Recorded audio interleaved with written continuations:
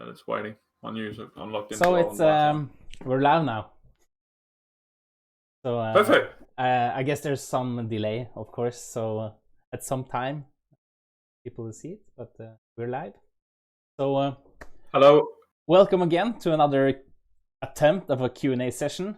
The last time was a bit of a train wreck, but hopefully we got at least the audio ready this time. So if we get someone in the chat, they might report back on the audio levels. Yeah, so hello from my side as well. Hopefully you can hear me within the first 15 minutes today. And thank you so much for your patience with us. As we normally say when we're around doing our job, especially I do, fail often and fail early. I think that's what we are trying to do today. Well, last time at least. So we're hoping that we can use these sessions also to test our setup that we obviously will use later on. Trust me when I say that Ronnie has obviously made it way more complex for himself than normally. But, so it will be a lot simpler for you guys when you are here to help us out doing these things. And today is much less complex actually than last time. So it's still a bit more than the regular stream producers will have. But hopefully we will not have as much technical difficulties today as we had last time. That's the plan, at least. So not as much. Yeah. I prepared a small agenda from our side today. We are going to talk a bit about the draft of the schedule that Shrikant and Nabhit has created. And then we are going to talk a bit about the volunteer work, because we would like to elaborate a bit on what we need help to do.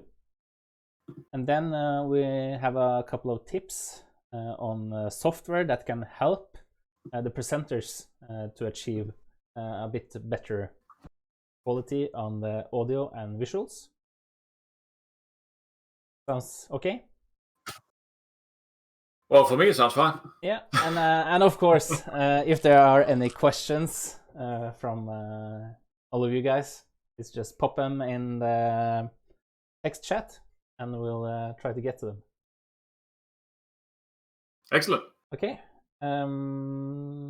Actually, Gregor is asking if we plan to test some screen sharing, and we will. Well, I guess we are. Yeah, we are. We can say that what the people are viewing now is the way we will present on easy mode. So we would have the screen. Couldn't you perhaps share your screen? Are you able to? I could share. Yeah, I will share actually our current draft schedule. So it's not the final schedule. Mm-hmm. Should be able to see it now. Yeah, hopefully. I would. So now I'm in the role of a stream producer. So I have set up my OBS session to capture the voice channel. So when the presenters are sharing a stream, I, as a stream producer, will then focus on that presentation, and this will be the view that will be shared during the event. So Jacob is now presenting in what we call easy mode, and then we can see his screen, and we have the camera on the side. Okay? Yeah. So while we're at it, I think we will just quickly go through so what this is. So we're using a little tool called TeamUp that Shrikant excellently found. First of all, the main benefit of that is that it automatically adjusts to your time zone, so you see everything in your own time. So we have here of the draft, which we're still validating with some of the presenters. So this is not the final one, but it is a good step, and we're not far off. There's still a bit more to do, but as you can see, we've added in the three tracks. We're also potentially hoping for Keynote. That is still to be announced. But what you can do is you can go and get the iCal feeds for this and then integrate it into your own calendar.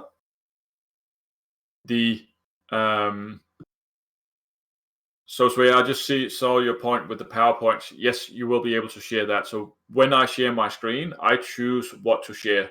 So when you are live here via Discord, there's a little button that just says screen, which you click on, and then you choose what to share. So it's rather easy.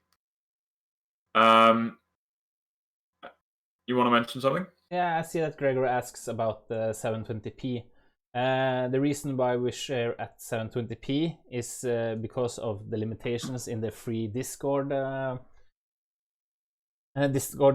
tier, and this is also why we do these tests to see if 720p is sufficient. The thing that might make it blurry now is that bandwidth. So we are testing that today. So everything today from my side is going over Wi-Fi. So we see the effect of that. So I have now, it's my home Wi-Fi, and I am taking the Discord in and also streaming OBS out.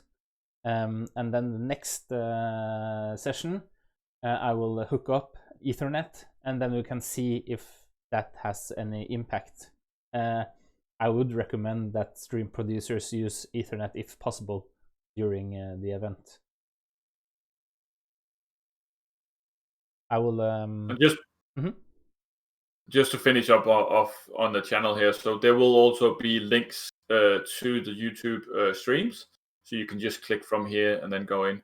You can add reminders, etc. So it's really quite good, and there are search capabilities as well if you wanted to have that. So Gregor has just shared his screen. Yes. Yeah, so I see your point. Bear in mind, obviously, when you're viewing a presentation, you will have larger text, hopefully, that they're following Paul Hardy's advice and not just cramping in a lot of text at size 12. So hopefully it will be slightly better. But yeah, I do fully get to you. And I also see that the quality of the image that Discord is, or I'm getting from you on Discord, is also varying. So as you say, Gregor, a wide connection is always good.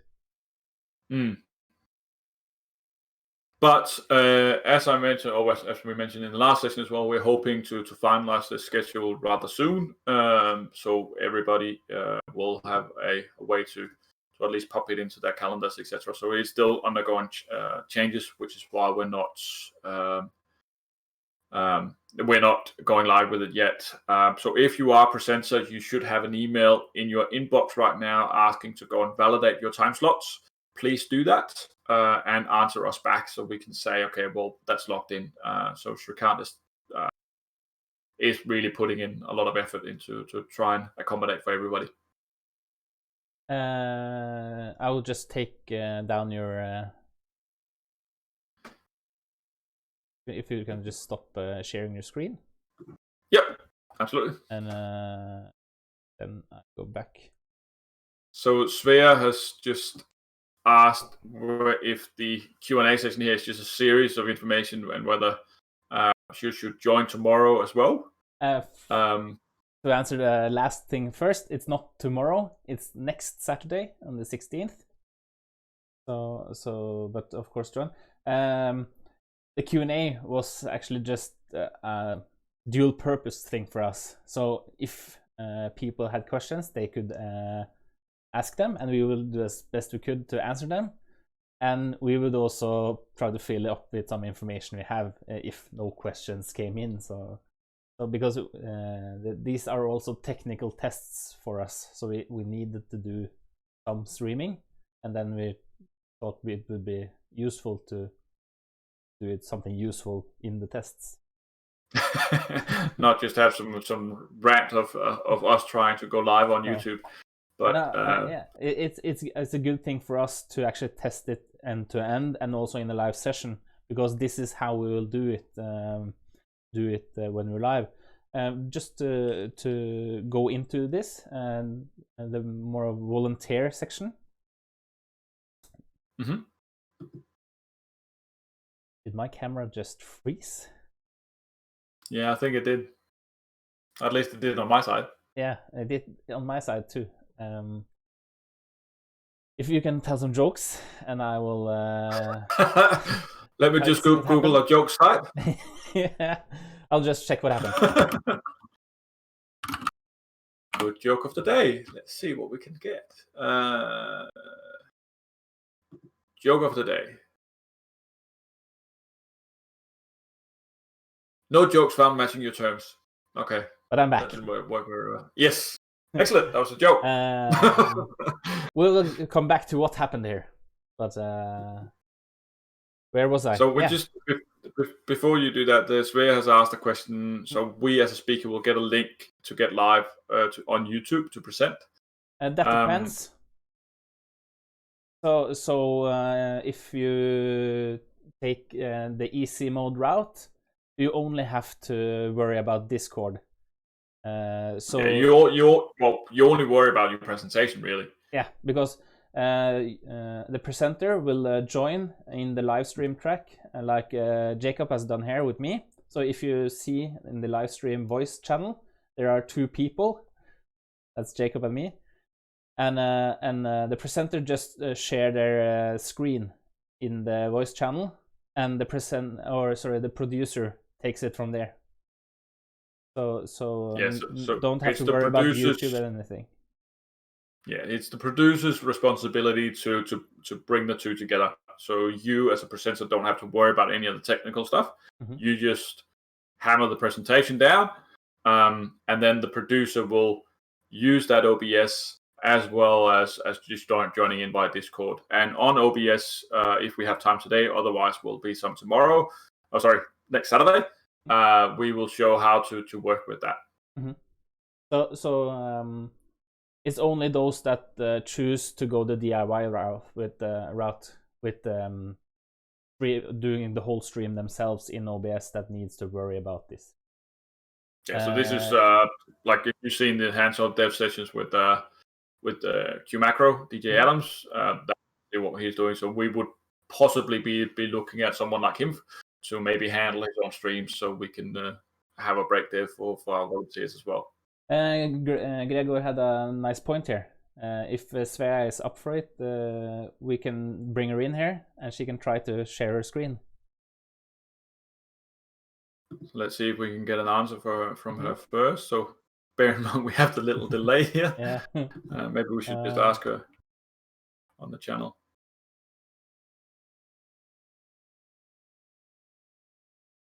Do you want to ask? Oh yeah, you've done that, so that's excellent.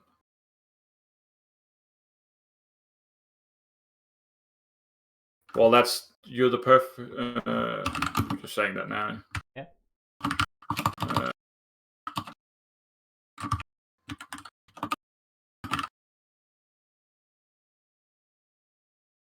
If Svea wants, we can also see. I would like to try. Let's force her in. Just try and invite her, please. Okay, so I can actually show. I will now take all of you to the desktop view, and I can show you how we do it. So bear in mind, there's a lot of stuff here. So keep your attention towards the Discord window. So I will now take Svea and drag her in to the live stream window or channel, sorry. And now she's in this channel with us. I will go back to the Discord scene. And now Svea is in the channel with us. And what she then has to do, I will go back to the desktop scene. Down here in the corner, you can see there's a button for screen. So the presenter will then press this button, and then they can select if they want to share an application or the whole screen. And when they select this, they just press go live, and the screen will be shared. Gregor is asking whether there's a way for us to combine the Discord chat and the YouTube stream video. I will have to look into it. If we can have the Discord chat like on the side, like regular streamers usually do, there are probably a way to do this. So I'll check. Oh, here we see. So Svea is now live. Yeah. That's excellent. Well done, Svea.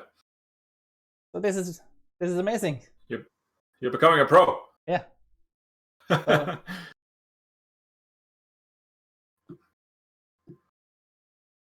Yeah, so we see your PowerPoint presentation now. You're still muted though, so we can't hear you. So if you do have a mic and you're willing, maybe unmute yourself as well. Yeah. I think she got what she needed. Yep. So I'll close this and I'll bring her into the lobby again.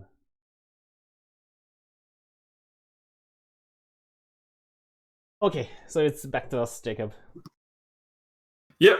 Well done, Svea. Thank you for that. Yeah, rather forced volunteering there. Yeah. I have demonstrated this on the weekly update, like how to present. So we can link to the weekly update that shows it, and also not also. We'll just link it to it. Yeah, no worries. Okay, next topic. I can do the volunteers just to get it out of the way. It's really nice to see that people have joined Discord, and I got this. Was it yesterday that suddenly everybody said hello to me, and I think it was because you, Jacob, sent out an email to all the volunteers. What we need to do now is actually find out who wants to do what from the volunteers, because we have primarily 2 roles that we need to fill or need help with, and one, and that's probably the easiest, that's being a moderator on Discord, just to make sure that everyone is behaving, following the code of conduct. So the point of the moderators is just to have someone that people can reach out to if someone behaves badly. And of course, the SCP community is a really friendly community, so there will hopefully not be a need for it. But that is the moderator role. So they just actually primarily kick people out if they don't behave, and also to help during the event if people hit the wrong channel, because in the live stream channel only the producer and the presenter is supposed to be during the presentation, and all others that want to join, for example, okay, Gregor, bye. All others that all others that would like to join for the Q&A sessions, if they would like to join by video, they stay in the lobby voice channel, and then the moderator would help to bring them into the live stream channel. So just organizing it. So that would be the moderator role. And the other role we need people to are stream producers, and that's the people that stream Discord onto YouTube. YouTube. So, yeah. So they would probably need a bit more technical knowledge around working with OBS. We will prepare as much as possible, like scene collections and all graphics needed. But the stream producer would need to be able to set things up and also do some easy troubleshooting themselves. Yeah. So I think that's also what we're going to spend some time on at the next Q&A session as well. Yeah. Just really, because obviously that's a rather large part of the event. Yeah, and also it's not that difficult. So this is actually a good opportunity for people who would like to learn a bit about live streaming, because if we can identify who wants to be stream producers until next time, they are able to ask the questions they have, and we can have a session on live streaming and using OBS together. So don't be afraid of volunteering for producing. It's not hard, and you will get help, and it could be a fun experience.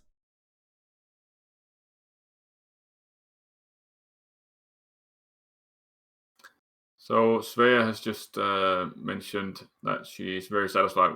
Well, we were very satisfied with her performance, but she wasn't herself. She could share her screen, but we were coming through triple repeating. So I guess that's probably because when you join the live stream, obviously you hear the audio through Discord. But then if you also have YouTube open with audio there, then you also hear the audio there. Yeah. To answer your question about whether we heard you, no, we didn't, and that's probably because you didn't unmute yourself. Yeah. It was muted. But yeah, so, but for you, Svea, and any other presenter, we're not asking you guys to watch the YouTube at all when you're presenting. That's not the point. The point is everything will go through Discord. That's what you need to focus on. And obviously, if there's questions there, etc. But anything else is just, YouTube is just another medium for us to get out to the broader community. Everything will go through Discord. Yeah, and for monitoring the chat and everything, that will be the stream producer's task.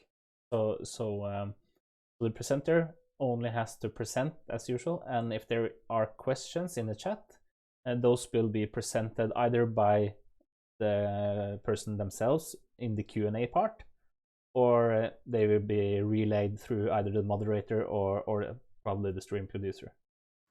Yeah, and I think for you as a presenter, it would be wise just to arrange with the producer whether you will have the questions done throughout the session or in the end. So please obviously allow questions and time for questions in your session. But if you want to wait until the end, that's totally up to you. And then obviously that's where you then can join the track, the text chat track, and view the questions there. Just remember to read them out loud. I can't remember how many times I've seen on the TechHead videos, for example, where you don't hear the questions, but you hear the answers. So read out the questions so everybody obviously can follow along. Yeah. And also, Shrikant and Nabeed has planned in the schedule. So they're scheduled with a 15-minute buffer before each session. And that is planned as a technical preparation buffer for the producers and presenters. Yeah, I think your video just froze again. Yeah, but I'll fix it. Maybe this is the time where you tell us why it's freezing. Yeah, oh, great. Just another time for a joke because I have to check something. So I assume it's probably because. So my guess is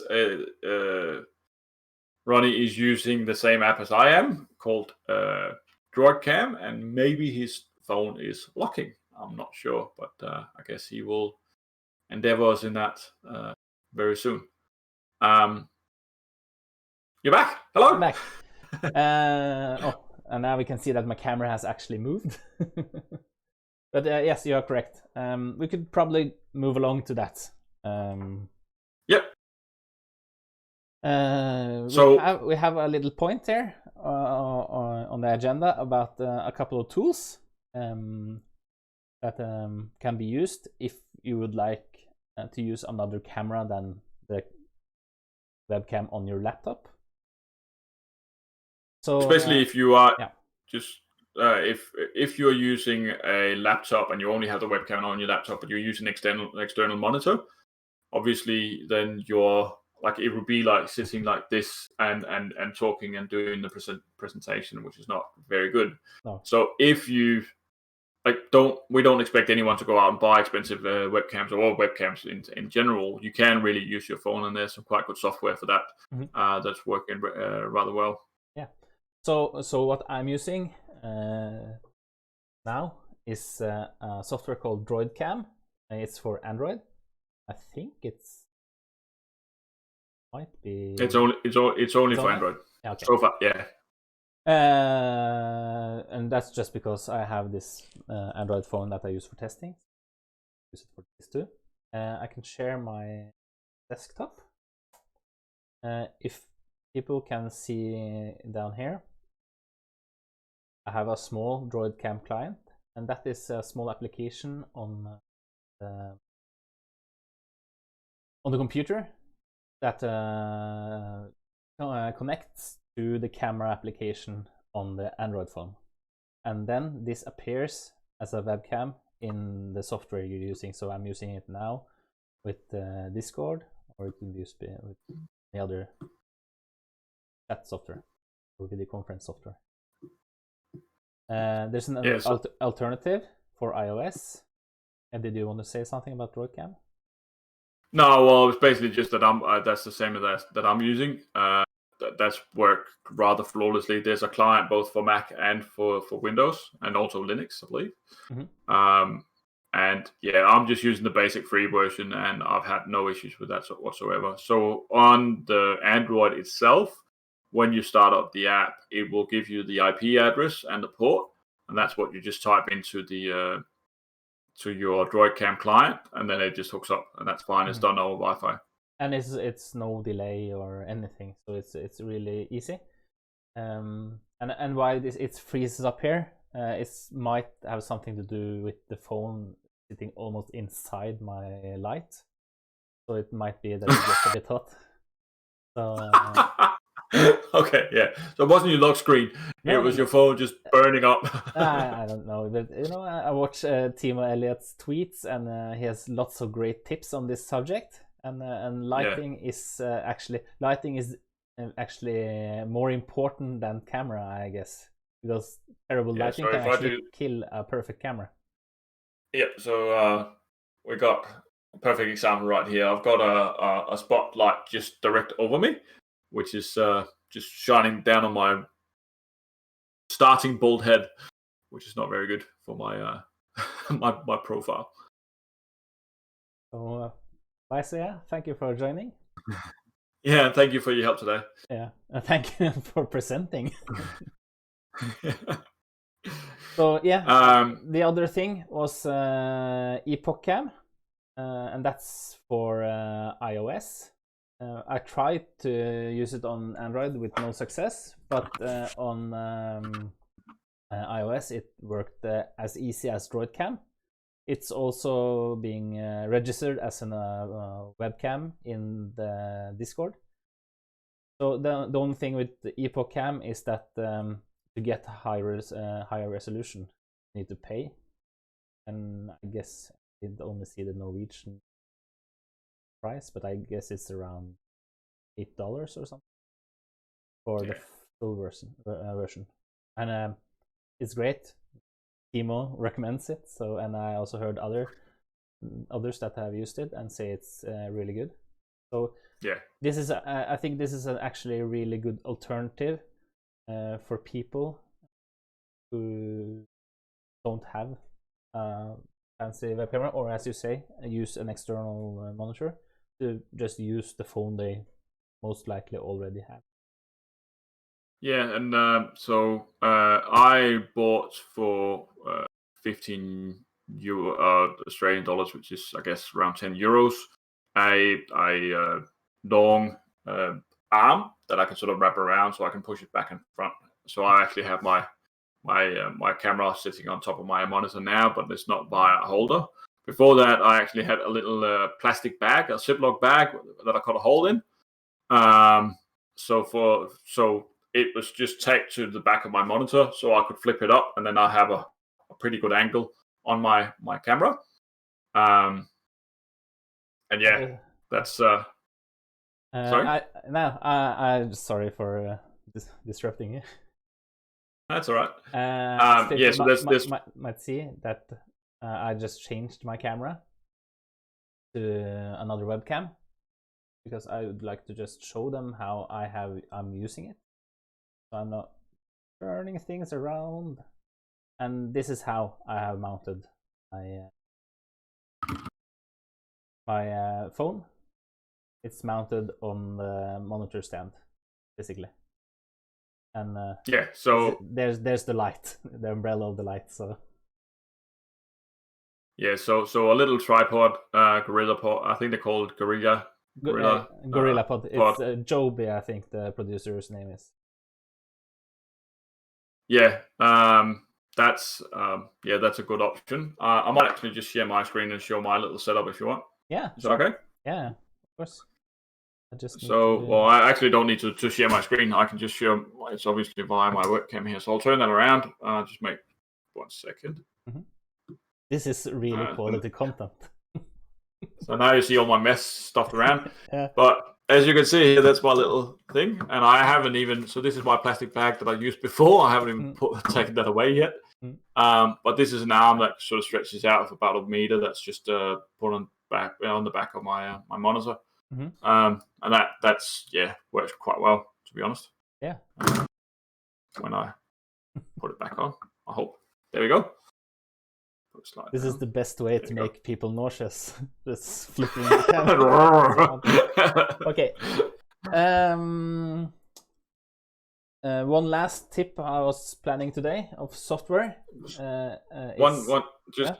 Before you do that, so Douglas did put in a question. So he tried live streaming via OBS to his own personal YouTube channel this week, and he asked so there's a delay about 5 seconds on his video, and he's asking whether that's normal. So honestly, when we're doing this, it's probably I would say up to half a minute of delay. Yeah. So that's to be expected. And but when you are when you are presenting or producing, you don't really have to care about YouTube at all. You don't need to keep it open. You don't need to monitor it because the chat will be disabled there. Everything lives inside Discord, and obviously for the stream producer in OBS. Yeah. So the YouTube is just a broadcast of what's live on Discord. Yep. Right. One small tip for stream producers is that when we are capturing Windows, application Windows, not operating system, but when we capture them in OBS, it's really useful to have the window size the same as the resolution you're actually going to broadcast on. And since the producers are going to broadcast the Discord video channel window, it's really good to have that exactly 720p. And I have a little application that can help with that. Share my desktop again. So I have this application called Sizer. It's a Windows application. And what's really great about this is if I change this window size here, I can just do it quickly now. And if I then go into the browser sharing, so we can see that when you resize windows, things are happening. So it's really, or it's not really important. It's imperative that the size is correct. What this Sizer application does is it gives us a shortcut to just select window size, and that creates the correct size that then is presented in OBS. So this is what I have used on my Discord window, and